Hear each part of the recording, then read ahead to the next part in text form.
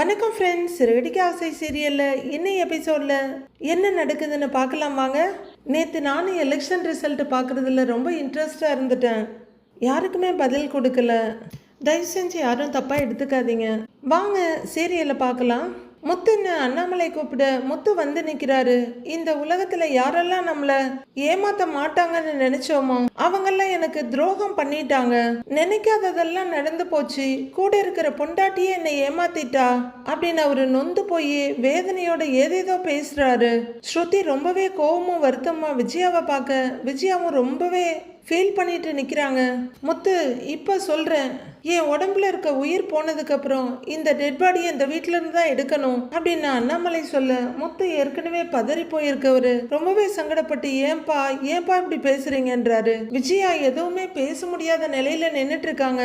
இப்போதைக்கு அவங்களால செய்ய முடிஞ்சதெல்லாம் மனோஜை முறைக்கிறது மட்டும்தான். அப்பா கவலைப்படாதப்பா, வீடு நம்ம கையை விட்டு போகாதுப்பா, நான் பாத்துக்கிறேன்ப்பா, என்னால என்ன முடியுமோ எல்லாத்தையும் நான் பண்றேன்ப்பா, இந்த 38 லட்சம் ரூபாயை நான் கட்டுறேன்ப்பா, நீ கவலைப்படாதப்பா அப்படின்னு முத்து அவர் கையை பிடிச்சிட்டே சொல்றாரு. எப்படிடா இன்னும் 24 மணி நேரத்துல எப்படி முடியும் அப்படிங்கிறாரு அண்ணாமலை. எப்படியாவது ட்ரை பண்ணி பாக்குறேன்பாங்கிறாரு முத்து. உடனே மீனா, மாமா ஏதாவது வழி இருக்கான்னு யோசிக்கிற மாமா, நீங்க தைரியமா இருங்கன்றாங்க. ஆமாப்பா நீ உள்ளர போப்பா அப்படின்னு முத்து கொஞ்ச தூரம் கூட்டிட்டு வர்றவரு ரவி, அப்பா உள்ளர கூட்டிட்டு போ அப்படின்னு சொல்ல ரவி வந்து அவரோட தோலை பிடிச்சி அப்பா வாங்க பார்த்து அப்படின்னு மெதுவா நடக்க வச்சு உள்ளர கூட்டிட்டு போறாரு. முத்து போயிட்டு இருக்க அப்பாவையே பார்த்துட்டு நிக்க, ஏங்க ஏதோ சதி நடக்குதுங்க, இதெல்லாம் அந்த சிந்தாமணியோட வேலையா தான் இருக்கும், நம்மள வீட்டை விட்டு அனுப்புறதுக்கு தான் அவ அப்படின்னு மீனா சொல்லிட்டு இருக்காங்க. புரியுது, கழுகுங்கெல்லாம் ஒன்னா சேர்ந்து வட்டம் போடுது. அப்பா எப்படி உடைஞ்சிட்டாரு பாத்தியா, இனி அப்பா எதுக்கும் கவலைப்படக்கூடாது, கிளம்பு போய் ஃபைனான்சியரை பார்த்துட்டு வந்துடலாங்கிறாரு முத்து. அப்படிங்கிற மீனா நேரா ஃப்ரிட்ஜு கிட்ட போறாங்க. பர்ஸ் எடுத்துட்டு பின்னாடியே போறாங்க. முத்து வெளியே போறாரு. இதுல இருந்து நம்ம தெரிஞ்சுக்க வேண்டியது என்னன்னா, எப்பவும் ஒரு பொருளை ஒரே இடத்துல வச்சோம்னா டக்குன்னு போய் எடுத்துக்கலான்றது தான். ரவியும் ஸ்ருதியும் ரொம்பவே வருத்தத்தோட ரூம்குள்ள போக மனோஜ் விஜயா கிட்ட வர்றாரு. அம்மா நான் சொல்றத நீங்களாவது அப்படின்னு சொல்லிக்கிட்டு இருக்க மீனா கரெக்டா வாசல்ல போய் செருப்பு போட்டிருக்காங்க. இந்த சத்தம் கேட்டு திரும்பி பாக்குறாங்க. ஏய் அப்படின்னு விஜயா கையை நீட்டி மிரட்டுறாங்க. வீட்டை விற்கணும்னு ஏதாவது பேசுன அரைஞ்சிடுவேன் அப்படின்னு இருக்க கோவத்தையும் மொத்த வார்த்தையில காட்டிட்டு அப்படியே நிக்கிறாங்க. மனோஜ் எனக்கு என்ன வந்தது, எல்லாருக்கும் ஆனது எனக்கும் ஆயிட்டு போகுது போ அப்படின்னு போயிடுறாரு. அது வரைக்கும் இழுத்து பிடிச்சிட்டு நின்ன விஜயா இப்ப அப்படியே நொறுங்கி போயிடுறாங்க. சின்ன அழுகையா ஆரம்பிச்ச அவங்க அழுக கதரெல்லாம் மாறிக்கிட்டு இருக்கு. முத்துவும் மீனாவும் ஃபைனான்சியரோட ஆஃபீஸ்க்கு வராங்க. அங்க ஒரு லேடி ஒர்க் பண்ணிட்டு இருக்க பக்கத்துல இருக்கவர் வந்து என்ன விஷயம்னு கேக்குறாரு இவங்கிட்ட. உடனே முத்துவும் ஃபைனான்சியரை பார்க்கணுங்கிறாரு. என்ன விஷயம்னு சொல்லுங்கன்னு அவரு கேட்க, எங்க வீட்டுக்கு நோட்டீஸ் அனுப்பி இருக்காரு, அது விஷயமா பேசணும்னு முத்து சொல்றாரு. சார் இப்ப இங்க இல்ல அப்படின்றாரு அவரு. முத்து உடனே மீனாவை பார்த்துட்டு எங்க போயிருக்காருன்னு அவர்கிட்ட கேக்குறாரு. ஒரு ஃபீல்டு விசிட் போயிருக்காரு அப்படின்னு பினான்சியர் தரப்பு ஆள் சொல்ல, எப்போ வருவார்னு மீனா கேக்குறாங்க. தெரியல, வெயிட் பண்ணுங்கன்றாரு அவரு. வெயிட் பண்றோம், ஆனா எப்போ வருவார்னு சொன்னீங்கன்னா அப்படிங்கிறாங்க மீனா. தெரியலங்க, பாஸ் கிட்ட எப்போ வருவாருன்னு கேட்க முடியுமா, அவரே வருவாரு, நீங்க போய் உட்காருங்க அப்படின்னு சொல்லிட்டு தன்னோட கடமை முடிஞ்சதுன்னு அங்கிருந்து போறாரு அவரு. சரி வா வெயிட் பண்ணி பாப்போம் அப்படின்னு முத்து சொல்ல, ஏங்க நாம பேசினா நோட்டீஸ் அனுப்புனதை கேன்சல் பண்ணிடுவாரா அப்படின்னு மீனா கேட்க, முயற்சி பண்ணி பாப்போங்கிறாரு முத்து. காரணம் இல்லாம அவன் அனுப்பியிருக்க மாட்டான், என்ன விஷயம் என்ன ஏதுன்னு கேட்போம் வா வெயிட் பண்ணுவோன்னு முத்து நடக்க மீனாவும் நடக்கிறாங்க. மணி காலையில 10 இருக்கு. 2 பேரும் ரிசப்ஷன்ல இருக்க சோஃபால உட்கார்ந்து இருக்காங்க. மணி 10:45 ஆகுது. இவங்க வெயிட் பண்ணிட்டு தான் இருக்காங்க. ஆஃபீஸ் ஸ்டாஃப் ஃபோன் பேசிக்கிட்டு அப்படியே வெளியே கிளம்புறாரு. மணி 11:45 ஆச்சு. இன்னமும் காத்துட்டு இருக்காங்க. முத்துவுக்கு ஒரு ஃபோன் வருது. ஆமாங்க சார், ஒரு பர்சனல் வேலையா வெளியே வந்திருக்கேங்க சார். ஆமாங்க சார், சரிங்க சார் ஓகேங்க சார் அப்படின்னு ஃபோனை வைக்கிறாரு. மறுபடியும் போய் உள்ளர உட்காந்துக்கிறாரு. எங்கேயோ வெளியே போன ஃபைனான்சியரோட ஸ்டாஃப் மறுபடியும் உள்ளர வர்றாரு. உள்ளர வர்றவர்கிட்ட ஃபைனான்சியர் எப்போ வருவாருன்னு முத்து கேட்க, வருவாருங்க சார் அப்படின்னு சிம்பிளா சொல்லிட்டு அவரு உள்ளர போயிடுறாரு. அப்போ மீனாவோட மொபைல் ரிங் ஆகுது. அவங்க எடுக்கிறாங்க. முத்து டயத்தை பார்த்துட்டே உட்கார்ந்து இருக்காரு. மணி இப்போ 1:20 ஆச்சு. அங்க ரிசப்ஷன்ல வேலை பார்த்துட்டு இருந்த பொண்ணு அங்க வந்து ஸ்டாஃப் கிட்ட சாப்பிட்டு வரேன்னு சொல்லிட்டு போறாங்க. போயிட்டு வாங்க அப்படின்னு அவரு அந்த டிரா கிட்ட ஏதோ வேலை பார்த்துட்டு இருக்காரு. சார் எவ்வளோ நேரமா வெயிட் பண்றோம், இன்னும் அவர் வரவே இல்லையேன்னு மீனா போய் அந்த ஸ்டாஃப் கிட்ட கேக்குறாங்க. என்னங்க ஆச்சு, இன்னும் எவ்வளோ நேரம் வெயிட் பண்றதுன்னு கேக்குறாரு முத்து. வருவாருங்க சார், நான் மறுபடியும் அவரு சொல்ல. ஏங்க வந்ததுலேருந்து இதையே தான் சொல்றீங்க, 3 மணி நேரமா நாங்களும் வெயிட் பண்ணிட்டு இருக்கோன்றாரு முத்து. வெயிட் பண்ண முடியலன்னா நீங்க கிளம்புங்கன்றாரு அந்த ஸ்டாஃப். என்னங்க இப்படி பேசுறீங்கன்னு முத்து கோவப்பட, ஏங்க கொஞ்சம் பொறுமையா இருங்கன்றாங்க மீனா. சார், இன்னைக்கு நாங்க அவரை பார்த்தே ஆகணும், ரொம்ப முக்கியமான ஒரு விஷயம், தயவு செஞ்சு ஃபோன் பண்ணி அவருக்கு விசாரிங்களேங்க சார் அப்படின்னு மீனா சொல்ல அவர் ஃபோன் எடுக்கிறாரு. ஃபினான்சியர் கார்ல போயிட்டு இருக்காரு, ஃபோன் எடுக்கிறாரு. அவரு ஹலோ சொல்லுங்க அப்படின்னு சொன்னதும், சார் உங்களை பார்க்க ஆஃபீஸ்க்கு வந்திருக்காங்க, முத்து மீனான்னு 2 பேர் வந்திருக்காங்க சார் அப்படின்னு அந்த ஸ்டாஃப் சொல்ல, ஓ அங்கே வந்துட்டாங்களா அப்படின்னு புன்னகையோட கேட்குறாரு ஃபினான்சியர். உங்களை பார்க்க ரொம்ப நேரமா வெயிட் பண்றாங்க சார் அப்படின்னு அந்த ஸ்டாஃப் சொல்ல, முத்து கிட்ட ஃபோனை கொடுங்கிறாரு ஃபினான்சியர். ஓகேங்க சார் அப்படிங்கிற அந்த ஸ்டாஃப் முத்து கிட்ட ஃபோனை நீட்டுறாரு. முத்து ஃபோனை வாங்கி ஹலோன்னு சொல்ல, என்ன முத்து எதுக்கு என் ஆஃபீஸில் வெயிட் பண்ணிட்டு இருக்கீங்கன்னு கேட்குறாரு. உங்ககிட்ட முக்கியமான ஒரு விஷயம் பேசணும் அப்படின்றாரு முத்து. என்ன விஷயங்கிறாரு ஃபினான்சியர். நீ கட்ட வேண்டிய 38 லட்சத்தையும் எடுத்துட்டு வந்துட்டியா என்ன அப்படின்னு அவர் கேட்க, அதெல்லாம் இல்லை, அதான் நீ நோட்டீஸ் அனுப்பியிருக்கே அப்படின்னு நோட்டீஸை பார்த்துக்கிட்டே சொல்கிறாரு. ஆமாம், என் பணம் எனக்கு வேணும்ல அப்படிங்கிறாரு ஃபினான்சியர். நான் தான் 3 மாசத்துல எல்லாத்தையும் கொடுக்குறேன்னு சொன்னேன்ல அப்படிங்கிறாரு முத்து. அதெல்லாம் நீ கோர்ட்ல பேசிக்கோப்பா அப்படின்னு ஃபைனான்சியர் சொல்ல, எனக்கு ஒரு 5 நிமிஷம் டைம் கொடு, நான் உன்னை நேர்ல பார்த்து பேசணுங்கிறாரு முத்து. நான் என்ன சொல்றேன்னு முதல்ல கேளுன்னு முத்து சொல்ல, ஃபைனான்சியர் கொஞ்ச நேரம் யோசிச்சுட்டு, நான் ஒரு கிளையண்ட்டை பார்க்க பாரதிதாசன் நகர் வரைக்கும் போய்கிட்டு இருக்கேன், அங்க வீட்டு நம்பர் 40ல இருப்பேன், நீ வேணா அங்க வாயேன் பேசிக்கலாம் அப்படின்னு அவர் சொல்ல, சரி வரேன் அப்படிங்கிற முத்து போனை திருப்பி கொடுக்குறாரு. என்னங்க ஆச்சு அப்படின்னு மீனா கேட்க, ஒரு இடத்துக்கு வர சொல்றான், வா போய் பார்த்துட்டு வந்துடலாம் அப்படின்னு முத்து சொல்ல, மீனாவும் சரின்னு தலையாட்டிட்டு கிளம்புறாங்க. 2 பேரும் வெளியே போக அங்க ஸ்டாஃப் பார்த்து சிரிப்போட நிக்கிறான். போனை கட் பண்ண ஃபினான்சியரும் சிரிச்சுட்டு உட்கார்ந்துருக்காரு. அங்கிருந்து கிளம்புற முத்து காரை பயங்கர ஸ்பீடா ஓட்டிட்டு இருக்க. ஏங்க ஏன் இவ்வளோ ஸ்பீடா ஓட்டுறீங்க அப்படிங்கிறாங்க மீனா. மீனா சீக்கிரமா போய் அவனை பார்த்து பேசணும்னா நாளைக்கு ஜப்தி பண்ண விடாம தடுத்துடலாம் மீனாங்கிறாரு முத்து. சரிங்க, அதுக்கு பதட்டப்படாம மெதுவா ஓட்டுங்க அப்படின்னு மீனா சொன்னாலும் முத்துவோட கார் பறக்க தான் செய்யுது. வேகமா வந்து பாரதிதாசன் நகருக்குள்ளார வந்துடுறாங்க. அங்க ஒரு வீட்டு முன்னாடி வந்து நிறுத்திட்டு முத்து கீழே இறங்கு, மீனாவும் கீழே இறங்குறாங்க. இந்த வீடா தான் இருக்கு மீனா அப்படின்னு முத்து சொல்ல, உள்ளர போலாமாங்கன்னு கேக்குறாங்க மீனா. இரு முதல்ல கால் பண்ணி கேட்டுடுவோம் அப்படின்னு முத்து ஃபைனான்சியருக்கு கால் பண்றாரு. முத்து கால் பண்ண ஃபைனான்சியரும் உடனே அட்டன் பண்றாரு. அவரு ஹலோன்னு சொல்ல, ஹலோ நீ சொன்ன இடத்துக்கு வந்துட்டேன், அந்த வீட்டுக்கு வெளியில தான் நிக்கிறேன்னு முத்து சொல்லிட்டு இருக்காரு. உடனே ஃபினான்சியரும் அவரோட ஆபீஸ் டேபிள்ல சேரை சொல்லிட்டு விட்டு வந்து உட்கார்றவரு, அடடா கொஞ்ச நேரத்துக்கு முன்னாடி வந்திருக்க கூடாதா, நான் இப்பதான்ப்பா கிளம்புனேங்கிறாரு அவரு. நீ வர சொல்லி தானே நான் இங்க வந்தேன் அப்படின்னு முத்து சொல்ல, வேற ஒரு மீட்டிங் இருக்குப்பா, நான் அவசரமா போய் ஆகணும், நுங்கம்பாக்கம் 3rd ஸ்ட்ரீட்ல தான் அந்த ஆபீஸ் இருக்கு, நீ அங்க வந்துரு பேசிக்கலாம் சரியான்றாரு அவரு. அடுத்து முத்துவோட பதிலெல்லாம் எதிர்பார்க்காம அவர் படக்குன்னு போனை கட் பண்ணிட, என்னங்க சொல்றாருன்னு கேக்குறாங்க மீனா. அவன் வேற ஏதோ ஆபீஸ் போறானா, அங்க வர சொல்றாங்கிறாரு முத்து. ஏங்க இப்படி பண்றாருங்கிறாங்க மீனா. எப்படியாவது இன்னைக்கு அவனை பார்த்தே ஆகணும் மீனா, வா போலாம் அப்படின்னு முத்து காரை எடுக்க மீனா வந்து ஏறிக்கிறாங்க. ரிவர்ஸ் எடுக்கிற முத்து காரை பயங்கரமா பறக்க விடுறாரு. கொஞ்ச நேரத்துல ஃபைனான்சியர் சொன்ன இடத்துல வந்து காரை நிறுத்திட்டு முத்து அவருக்கு கால் பண்றாரு. ஃபினான்சியர் மொபைலை ஸ்டாண்டில் வச்சுட்டு லேப்டாப்பில் ஏதோ வேலை பார்த்துட்டு இருக்கவர். ரிங் ஆனதும் கால் அட்டன் பண்ணி மறுபடியும் ஸ்டாண்டில் வைக்கிறாரு. உடனே முத்து, ஹலோ நான் வந்துட்டேன், நீ சொன்ன அட்ரஸில் தான் நிற்கிறேங்கிறாரு. அடடா என்ன முத்து இவ்வளவு ஸ்லோவாக இருக்க, நான் இப்போ அங்கே இல்லையேங்கிறாரு ஃபைனான்சியர். நீ இங்கே இருக்கேன்னு தானே சொன்னேன், என்ன விளையாடுறியா அப்படின்னு முத்து உடனே வாய்ஸை ரைஸ் பண்ணுறாரு. மீனா ஏங்க அப்படின்னு கையை பிடிக்கிறாங்க. ஏன் முத்து டென்ஷன் ஆகுற, நானா உன்னை என்னைய பார்க்க வர சொன்னேன்னு கேட்குறாரு அவரு. ஏய் அப்படின்னு முத்து டென்ஷன் ஆகி ஏதோ சொல்ல வர, ஏங்க ஒரு நிமிஷம் கொடுங்க அப்படின்னு வாங்குற மீனா. சார் ப்ளீஸ் சார், உங்ககிட்ட எங்க வீட்டு விஷயமா பேசியே ஆகணும், ஒரு 5 நிமிஷம் மட்டும் டைம் கொடுங்க சார் அப்படின்னு மீனா சொல்ல, சரி வாங்க, ஒரு கேஸ் விஷயமா அண்ணா நகர் போலீஸ் ஸ்டேஷன் போறேன், அங்க வாங்க பேசிக்கலாம் அப்படின்னு அவர் சொல்ல, சரிங்க சார்னு போனை வைக்கிறாங்க மீனா. அண்ணா நகர் போலீஸ் ஸ்டேஷனுக்கு வர சொல்றாருங்க அப்படின்னு மீனா போனை கொடுக்க அதை வாங்கி பாக்கெட்ல வச்சுக்கிட்டு, அவன் வேணும்னே நம்மளை அலைய விடுறான் மீனா அப்படிங்கிறாரு முத்து. பரவாயில்லங்க, இப்ப நமக்கு வேற வழி இல்ல, கோவப்பட்ட நஷ்டம் நமக்கு தான்றாங்க மீனா. முத்து அப்படியே பார்த்துட்டு நிக்க, வீடு முக்கியம் வாங்க போகலான்னு மீனா கூப்பிடுறாங்க. வா போலான்னு முத்து டிரைவிங் சீட்டு கிட்ட வேகமா போக மீனா படக்குன்னு திரும்புறாங்க. அவங்களுக்கு என்னவோ மாதிரி ஆயிடுது. அப்படின்னு அவங்க நின்றுட்டு இருக்க போன முத்து திரும்பி ஓடி வந்து மீனாவை தாங்கி பிடிச்சிட்டு, மீனா என்னாச்சு, என்ன சொல்லு அப்படின்னு கேட்குறாரு.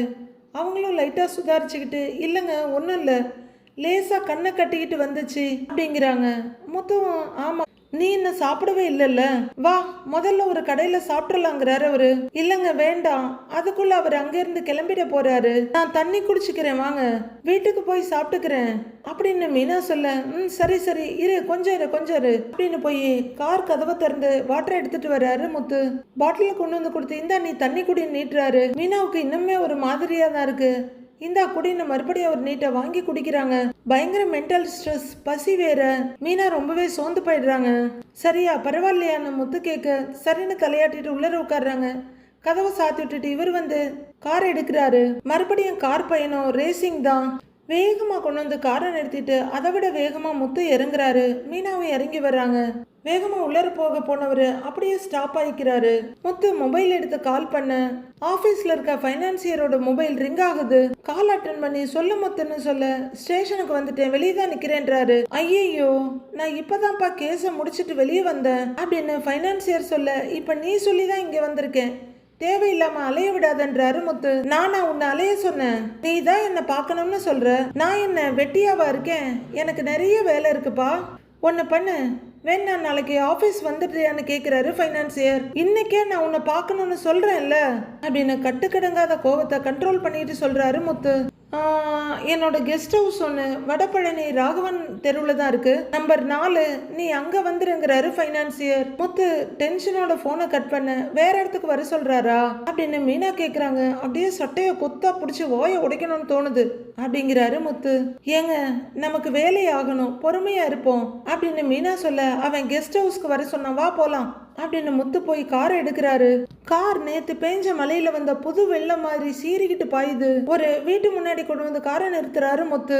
நிறுத்திட்டு அவரு இறங்கி வந்து கேட்டுக்கிட்ட பாத்துக்கிட்டு இருக்க, யாருப்பான்னு கேட்டுட்டு வாட்ச்மேன் வர்றாரு. அது பைனான்சியர் விக்னேஸ்வரனை பார்க்கணும், வர சொல்லி இருந்தாரு அப்படின்னு முத்து சொல்ல, அப்படியா சார் இப்பதான் 5 நிமிஷத்துக்கு முன்னாடி கிளம்பி போனாருங்கிறாரு வாட்ச்மேன். அவ்வளவுதான், முத்து பயங்கரமா ரைஸ் ஆயிடுறாரு. என்ன நினைச்சிட்டு இருக்க அந்த ஆளு, காலையில இருந்து அங்க இங்க அலைய விட்டுட்டு இருக்கிறான் அப்படின்னு முத்து கத்துறாரு.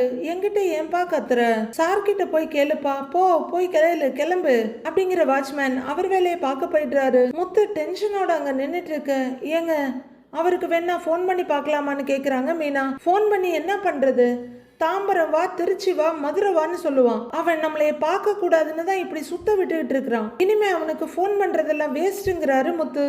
ஏங்க அவர் இப்படி பண்றாரு அப்படின்னு எல்லாத்தையும் டக்குன்னு கண்டுபிடிக்கிற மீனா கேக்குறாங்க. வீட்டை ஜப்தி பண்றதுல அவன் உறுதியா இருக்கிறான் மீனா. நாம அவனை பார்த்து அவன் முடிவை மாத்த விட்டுட கூடாதுன்னு தான் நம்மளை இப்படி சுத்த விட்டுக்கிட்டு இருக்கிறான். இதுக்கு மேல அவனை தேடி போறதெல்லாம் வேஸ்ட்ங்கிறாரு முத்து. வேற என்னதாங்க பண்றதுங்கிறாங்க மீனா.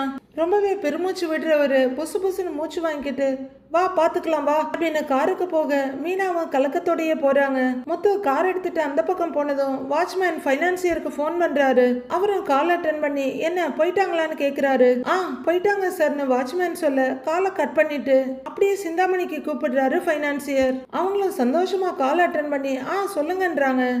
நீங்க சொன்ன மாதிரி அந்த முத்துவையும் மீனாவையும் காலையில இருந்து அங்க இங்கன்னு அலைய விட்டுட்டேன், கடைசி வரைக்கும் நான் அவங்கள பார்க்கவே இல்லை அப்படின்னு அவரு ரொம்ப பெருமையா சொல்றாரு.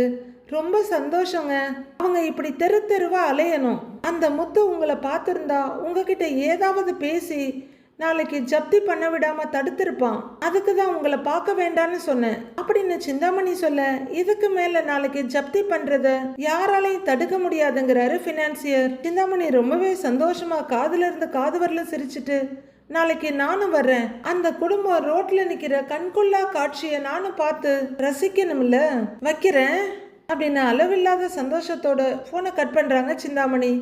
ஓகேன்னு ஃபினான்சியரும் கட் பண்ணிக்கிறாரு. அடுத்ததான் முத்துவும் மீனாவும் ஸ்வேதாவை கூட்டிக்கிட்டு லாயர் முன்னாடி வந்து உட்கார்ந்துருக்காங்க. லாயர் அந்த ஜப்தி நோட்டீஸை படிச்சுட்டு இருக்காங்க.